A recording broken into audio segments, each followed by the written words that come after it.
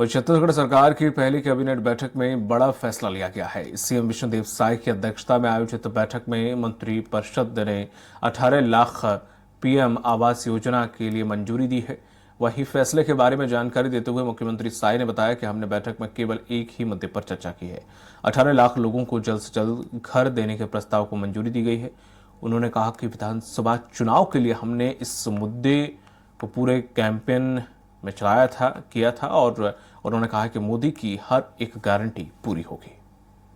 विपक्ष में रहते हुए बीजेपी ने कांग्रेस सरकार को प्रधानमंत्री आवास योजना को लेकर कटघरे में खड़ा किया था।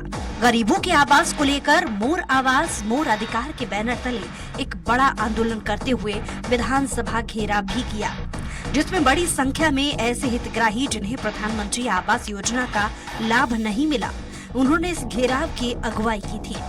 जैसे ही विधानसभा चुनाव 2023 के लिए बीजेपी ने अपना घोषणा पत्र जारी किया, उसमें मोदी की गारंटी के तहत सरकार बनते ही 18 लाख आवासों को गरीबों के लिए जारी करने की बात कही थी और आज कैबिनेट की पहली बैठक में इस घोषणा पर मुहर लगी।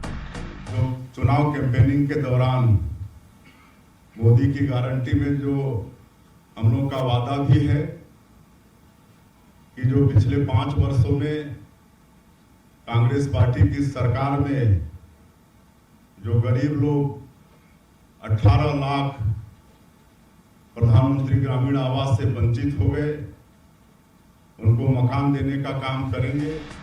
इधर साय कैबिनेट की पहली बैठक में आवास को लेकर लिए गए बड़े फैसले पर कांग्रेस की भी प्रतिक्रिया आई है। कांग्रेस संचार प्रमुख सुशील आनंद शुक्ला ने कहा कि भूपेश सरकार ने पहले ही 10 लाख पीएम आवास की स्वीकृति देने के साथ ही राशि जारी कर दी है। विष्णुदेव साय कैबिनेट की पहली बैठक में किसानों के साथ वादा खिलाफी हुई। 1 नवंबर से धान खरीदी प्रदेश में चल रही है। 21 कुंटल प्रति एकड़ धान खरीदी को लेकर कोई निर्णय नहीं किया गया। 3100 रुपए प्रति कुंटल धान खरीदी को लेकर भी कोई निर्णय नहीं हुआ। इस पर त्वरित निर्णय लिया जाना चाहिए। महतारी बंधन योजना को लेकर कोई फैसला नहीं। ये सरकार 24 घंटे में ही जनता की नजर में गिर गई। सरकार बनने के बाद जैसे ही माननीय मुख्यमंत्री जी और उप मुख्यमंत्री जी का शपथ ग्रहण हुआ, वहां से छत्तीसगढ़ महतारी का चित्र गायब था। छत्तीसगढ़ का राजकीय गमछा नहीं था।